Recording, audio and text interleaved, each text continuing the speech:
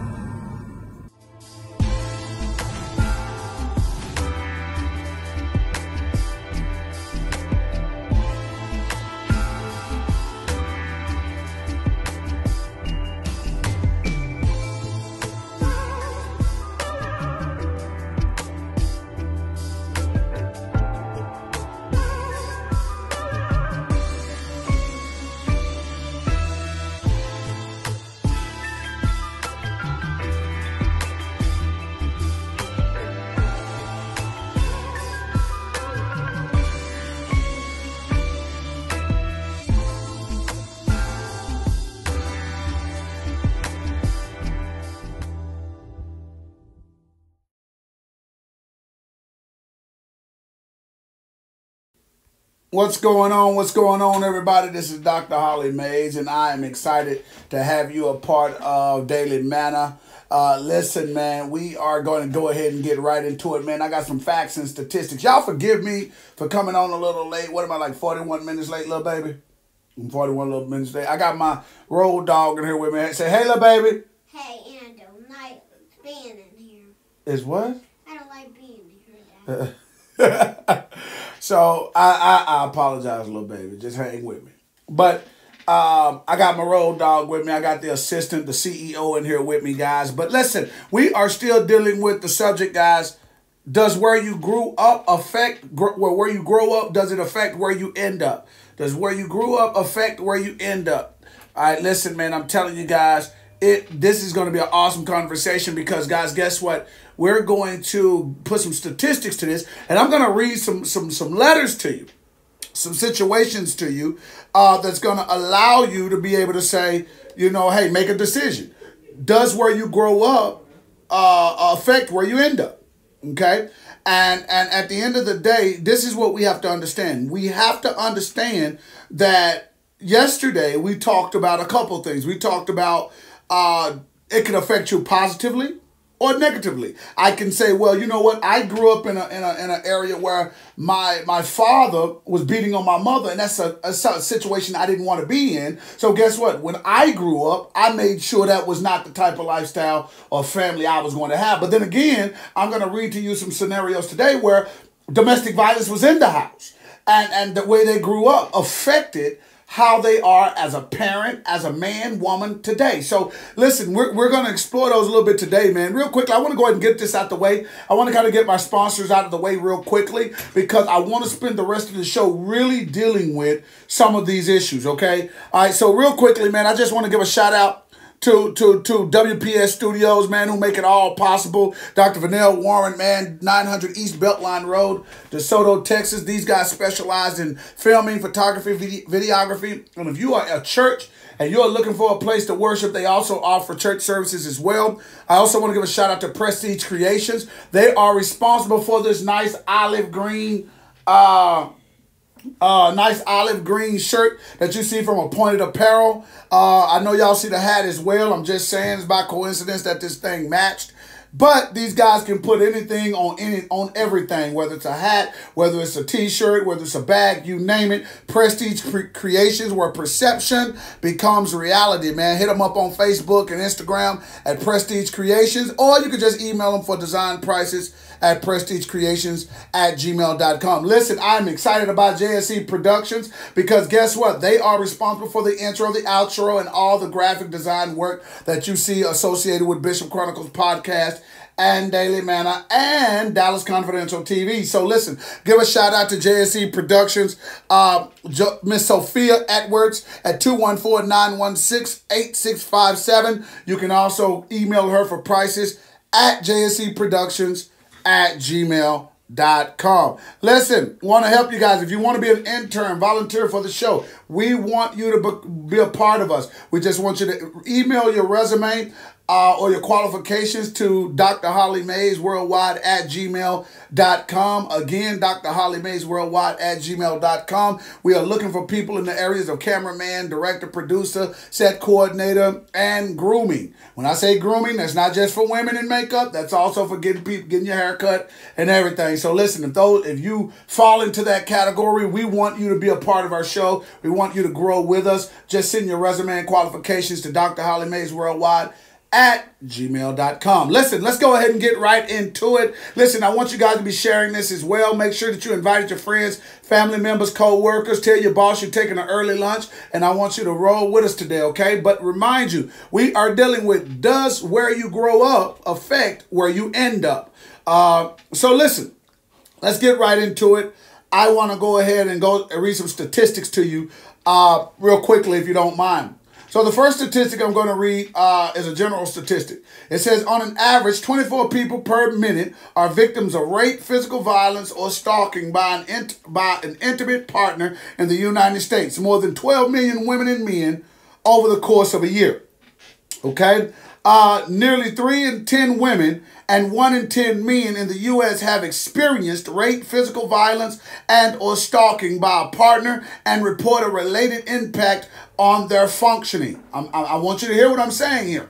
Nearly 15% of women, which is and 4% of men have been injured as a result to an IPV that included rape, physical violence, and or stalking by intimate partner in their lifetime. I want you to understand, I want you to get these statistics. And why are these statistics so valuable? Because watch this, the very person that you laughing with and you're doing this and that with, you don't understand what they may have went through. You don't understand that the reason why she has an attitude, the reason why she has a psychological deficiency, the reason why she has social anxiety, the reason why she's not a good lover, the reason why she has a hard time dealing with intimacy, or he has a hard time dealing with intimacy, is because of these statistics right here. Because most of the time, because no one has said anything about it and no one has mentioned it, guess what? We don't say anything. Okay, we don't deal with it, all right? And we'll dismiss it, all right? So I want you to understand this. Here's another one. 1 in 4 women and 1 in 7 men aged 18 and older in the United States have been the victim of severe physical violence by an intimate partner in their lifetime. Okay? I want you to, more than 1 in 3 women and more than 1 in 4 men in the United States have experienced rape, physical violence, and or stalking by an intimate partner in their lifetime. Nearly half of all women and men in the United States have experienced psychological aggression by an intimate partner in their lifetime. Okay? Now, I'm not just making this up. I want you to understand that. I'm not making this up. This is from the National Domestic Violence Hotline. Okay? This is from, cut that down. This is from the National Domestic Violence Hotline. Okay? So I want you to understand this is where I'm getting my information from. All right? So you have to understand that, listen, where you grow up can affect where you end up. But you have to make a decision, because everybody that grew up with domestic violence in their household didn't grow up doing domestic violence. So that kind of trumps the idea that, oh, well, my daddy was beating on my mom, that's why I beat on my wife. That trumps that entire ideology. That trumps that. And what we have to understand and what we have to learn to, if we don't understand it, what we have to learn to understand is that where you grew up does not dictate where you're going to end up, because you do not have to rewrite history. You do not have to be a part of your lineage. I take the Caesar approach. Just because my daddy was king and ran the kingdom this way doesn't mean I have to be the same king my daddy was. If my daddy wanted to imprison Hebrews, that don't mean I had to imprison Hebrews. I can take whatever course that I want.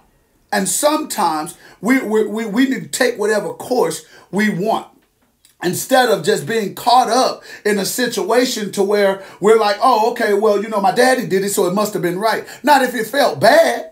If I got a whooping, this is one thing I use in parenting, guys. And I want your comments, okay? I want your comments. But this is one of the things that I did in parenting, and I knew in parenting.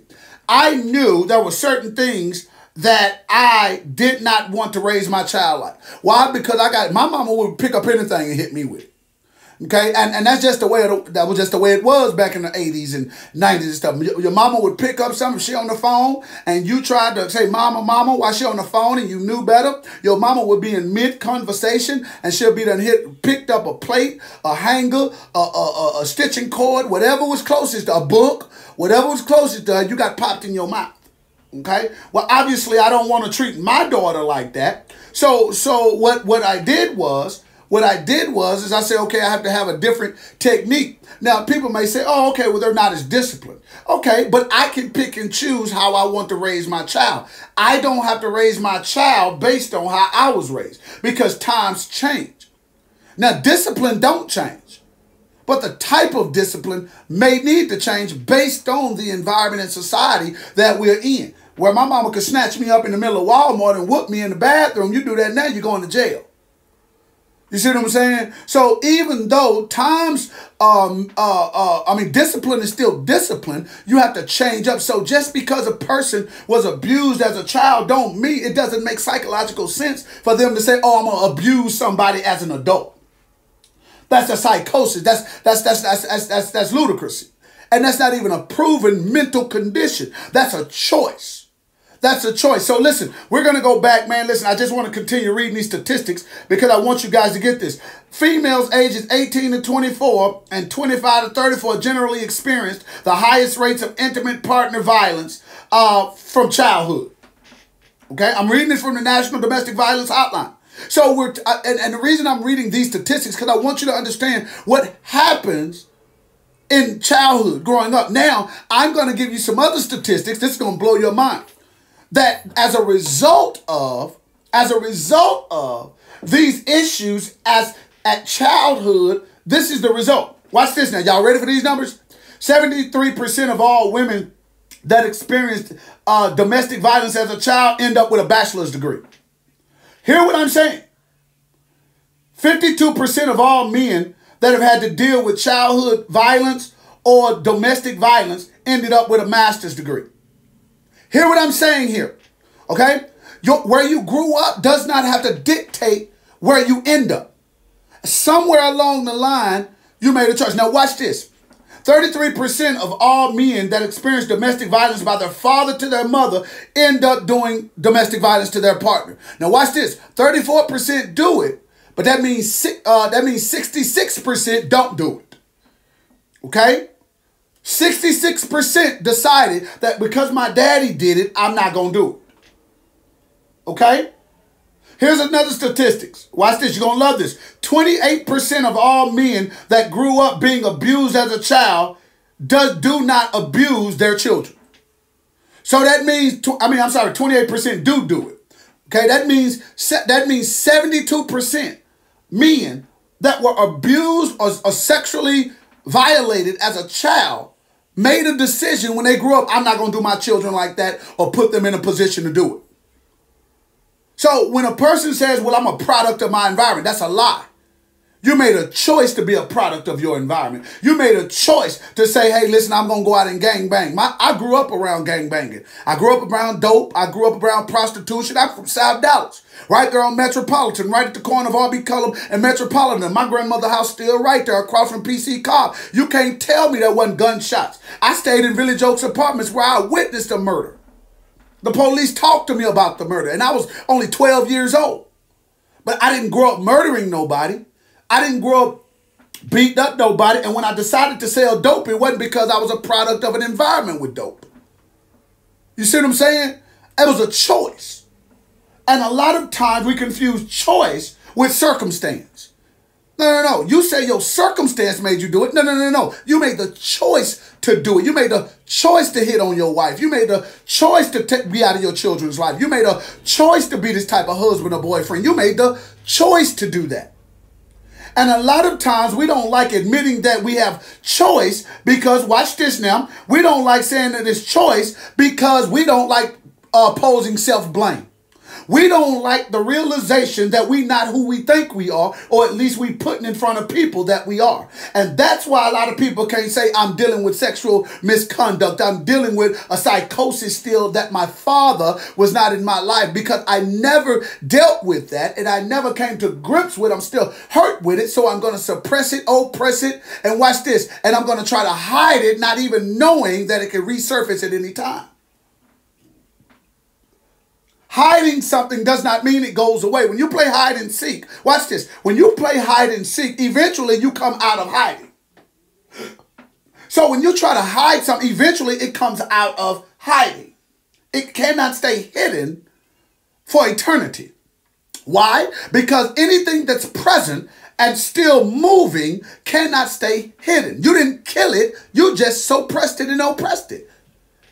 That's all you did. You put a barrier in front of it. You didn't kill it. See, the thing is, we have to start killing these things, and then they won't resurface again. But when you allow them to stay alive in your memory or in your behavior or in your characteristics, then guess what? All you're doing is hiding, and you're not killing. So they're going to come back. All right? So I want you to understand that. Where you come from does not mean we can sit up here and say, because you can make a choice. If you went to jail, you went to jail on your own. You made a choice.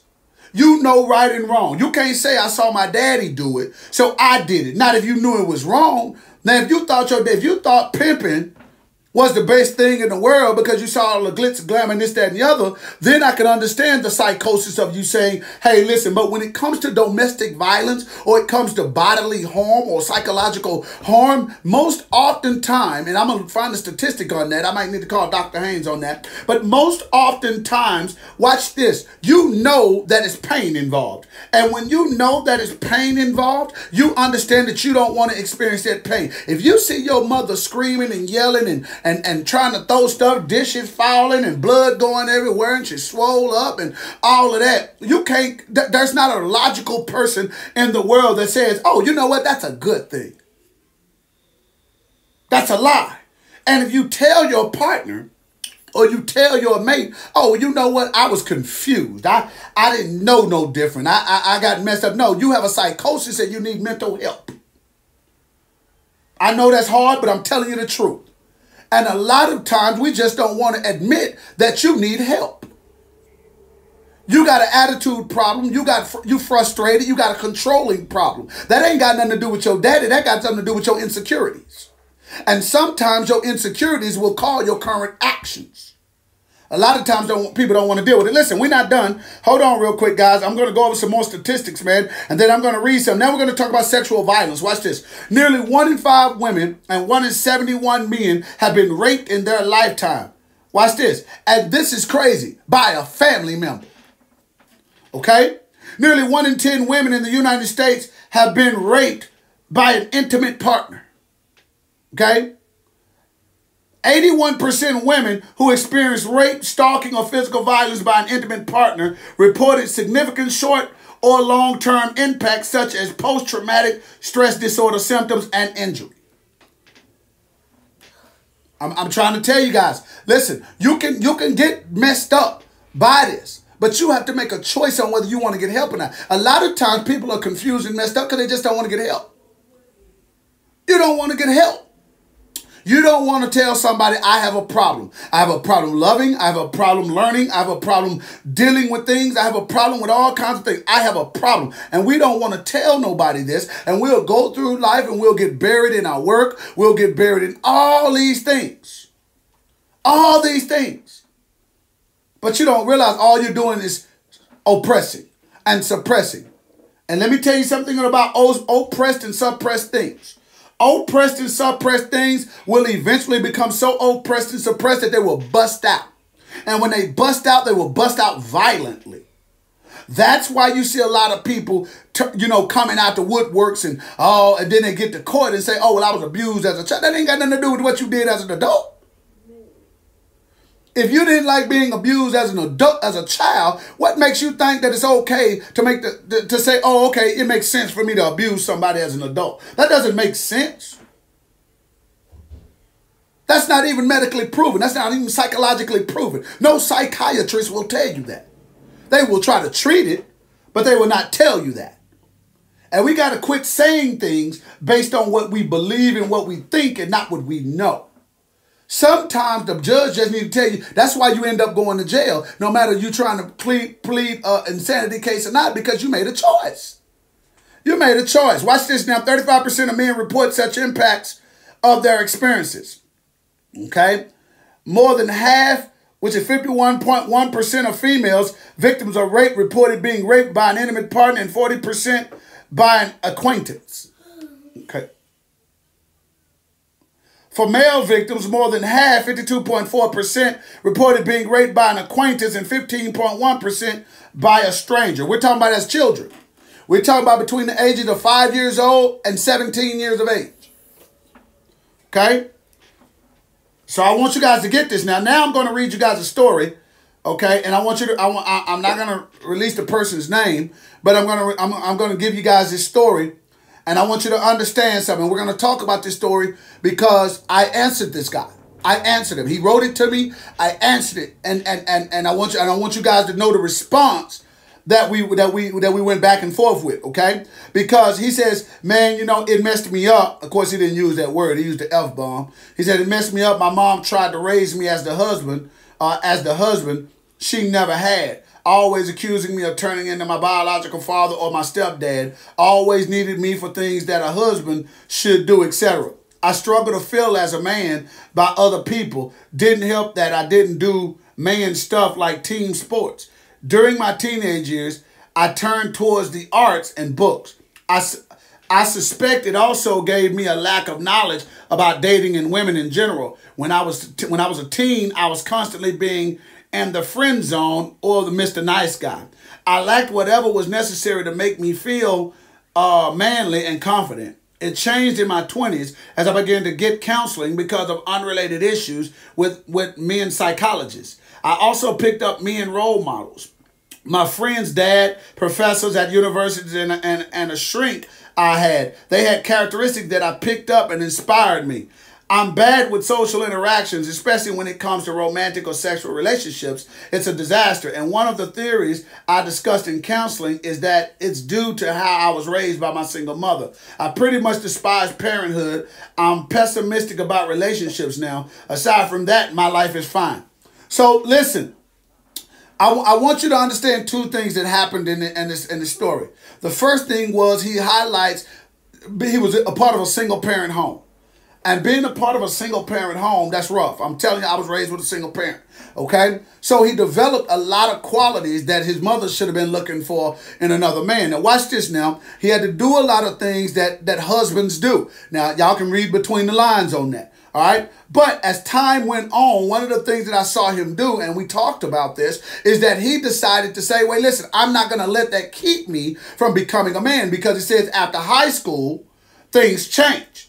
And now he started to get male role models. He started to kind of go get some help. He tried to do all those things. And now his perspective on things started to change. How he dealt with things started to change. But watch this. When you can only get so far in certain things. You have to continue to do them. All right? Because when I talked to the young man, what I found out was that he quit going to his psychologist. He thought he had it. Okay, he thought he had it wrapped up. He quit dealing with his mentors. That's why a part of the story says, well, I'm bad with social interaction. And he started listing all these things. Because when you were on the rise, you thought that you had it. And you tried to oppress and suppress the issues you were still dealing with. Because 90% of the stuff you went to counseling was not about what your mother did to you. It was about unrelated things that were going on. It was not about what your mother did to you. And because it was not about what your mother did to you, you tried to carry that. And through your mentorship, you tried to use the things you learned there to help you with the things of the past. When in reality, those were two different things. So you ended up not being able to socially interact. Don't like relationships. You're pessimistic, okay? But watch this now. You made a choice, and I told him this. He says, well, my mom really messed me up. No. You messed you up because you made a choice not to get help for the thing that's holding you back the most. And a lot of times, we try to get help for everything else except that deep-rooted thing that causing us the biggest issue. You try to get help for your drinking, which is good. Get help for your drinking, but the reason why you drink is because, guess what? You had this type of childhood. So instead of going and get related help for the childhood that you had, which is the connector that caused you to drink in the first place, you go and try to get help for the thing that you're using to cope with it. And that causes the most issue. That causes the most problem. You got a pornography problem, but the reason why you got a pornography problem is because you were sexually abused as a child. Okay, great. So let's deal with your sexual abuse as a child, and that will take care of the pornography problem. But we don't want to do that. We'll deal with the pornography problem when in reality, once you deal with the pornography problem, you still got the issue of what happened as a child. But you're making a choice to oppress that and suppress that. Depression, and I tell people this all the time, don't get mad at me. Depression is a choice. You can make a decision to say, I don't want to put myself in this position to be depressed. Okay, I'm being honest with you. I'm not trying to be insensitive. I'm telling you how to cope and deal with things and how to deal with things so that they will leave you alone and not create other barriers and issues that will keep you from your purpose and the destiny that God has placed in your life. A lot of times we just don't want to deal with the root cause of the problem. Listen, I'm still dealing with the fact that my daddy wasn't in my life. So until I deal with that issue, every single thing that's connected to that will continue to happen. And everybody that's connected to that will be, guess what? They will get the bad end of the stick. They will get the bad end of the stick.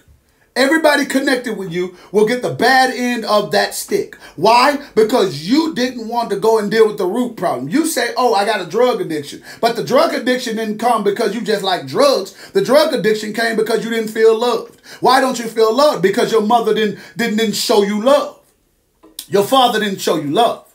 So we have to deal with those things so that they don't affect how we grow up, so that they don't affect our future family, our future businesses, our future things that we're trying to do.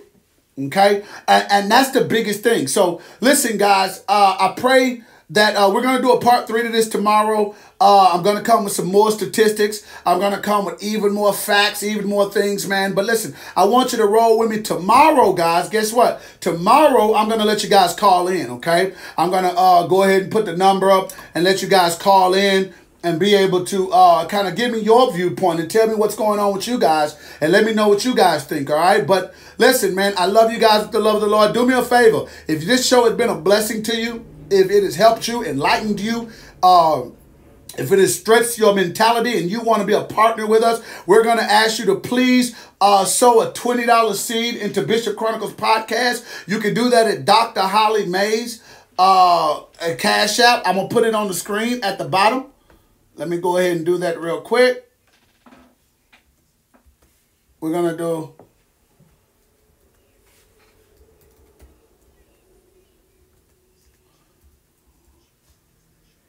Boom. Dr. Holly Mays, we need your support. We're trying to go to another level on this thing, but your donations not only help us keep the lights on and make sure that we can still bring you guys good content, but it also helps us expand to other levels. So listen, we want you guys to support us, but I'm going to encourage you guys, if you don't mind, sow a $20 seed into Dr. Holly Mays. I promise you, it will, man, oh my God, it really does go a long way. And again, if you would like to volunteer or build an internship with our program, we would love for you to join us.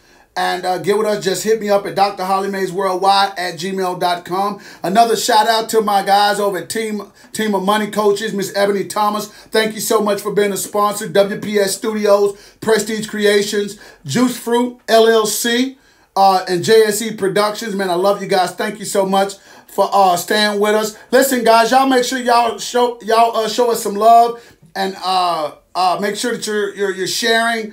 And you are following us at our social media sites at Facebook, Instagram, and subscribe to our YouTube channel, all at Bishop Chronicles Podcast. But listen, until tomorrow, guys, I love you with the love of the Lord. Remember to uplift Christ wherever you go. And listen, y'all know I'm not going to get out of here without my final thought. Y'all know I'm not going to get out of here without my final thought. Listen, I'm going to say this before I go. I want you guys to make sure that you learn to love better.